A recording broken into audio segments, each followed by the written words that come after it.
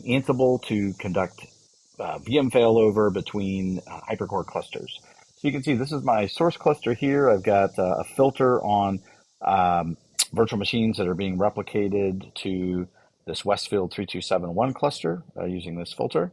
So you can see there's a total of 2 VMs that are being replicated. Um, this is the target cluster here. And if we look at replication targets, let's do that. There's actually those 2 that we saw that are being replicated, plus there was one abandoned one that we'll go ahead and the way everything's set will include for failover in this particular case, and other probably applications of something like that. Um, so the way the script works is it's monitoring the it's using executing against this target cluster. It's monitoring the source a couple different ways. One is it's using information coming back through the remote connection information. So right now, Charlotte, our source, is showing online, but our playbook will watch that as one of the tests. It also is pinging a number of arbitrary IPs that I'll show you in the playbook. And then further, it's doing a test of this IP address and this particular port to make sure that this is alive. And this is actually being served up from a K3S cluster on this particular VM.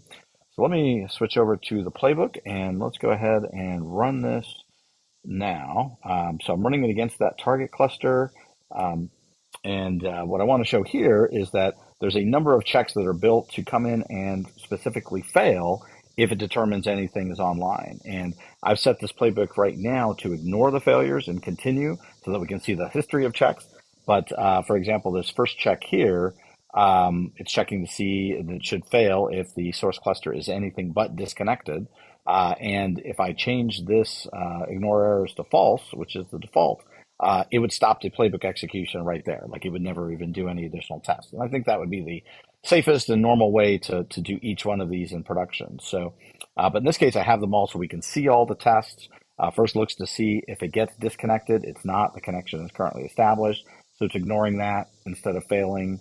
Then it checks. This playbook has some defined IP addresses. So I've got a primary IP, a secondary IP, also doing a special HTTP check in this case.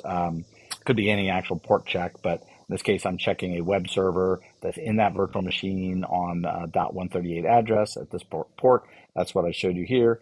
This is very, flexible.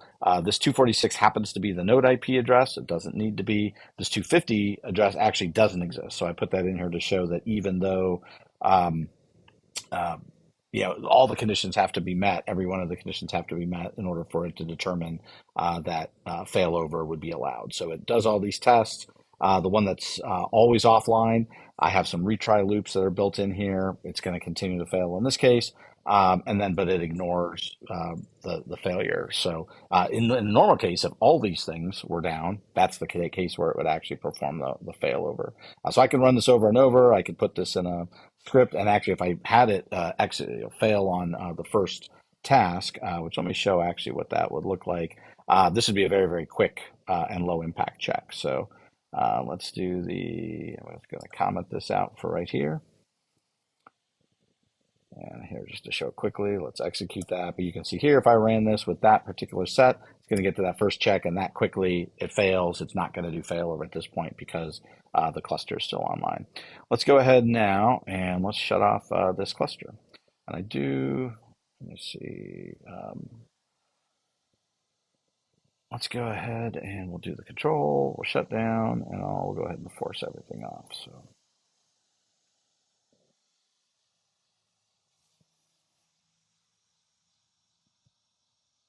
Now, one of the first things to note is, there's some timeouts built in.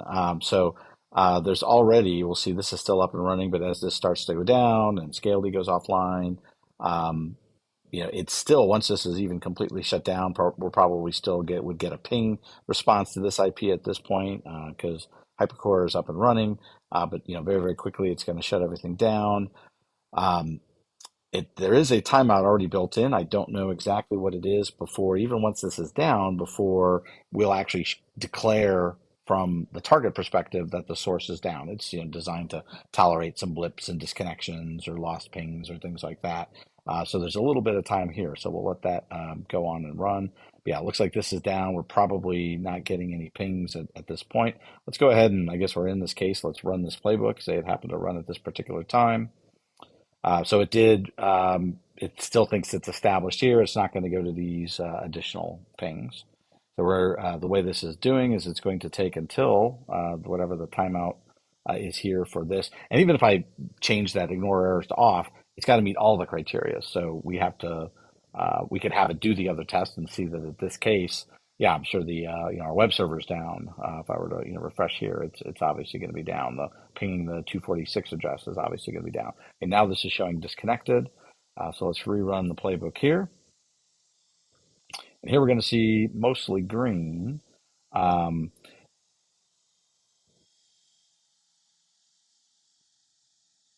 all right.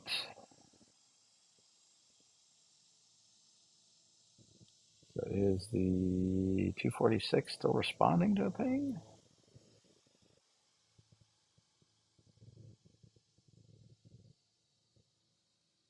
I did receive a ping. That's interesting.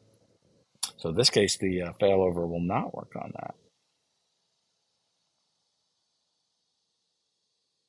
There must be just enough of it alive.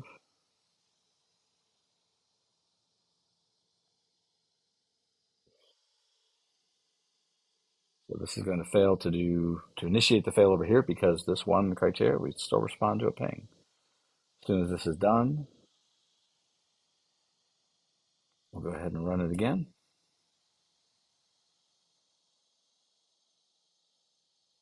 So cluster's disconnected.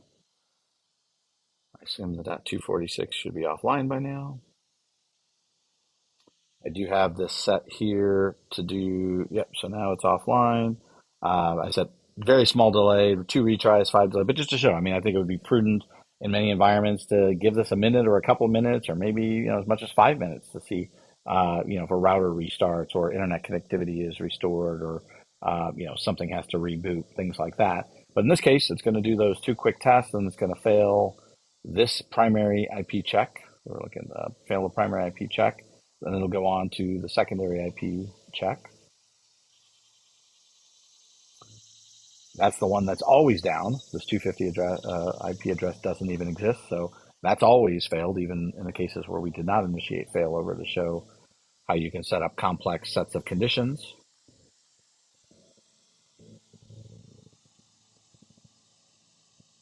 So that's going to go through its 20 seconds of tries, 15, 20 seconds. And it's going to go to the HTTP check, where this is now checking that 138 address and checking specifically that port 30,001 the web server was on.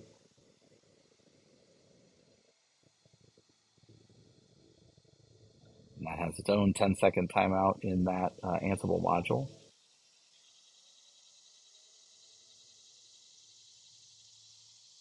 All right.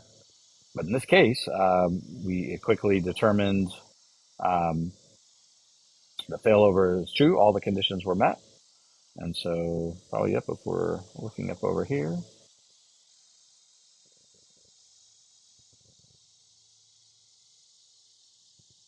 oh, I guess we're high on capacity.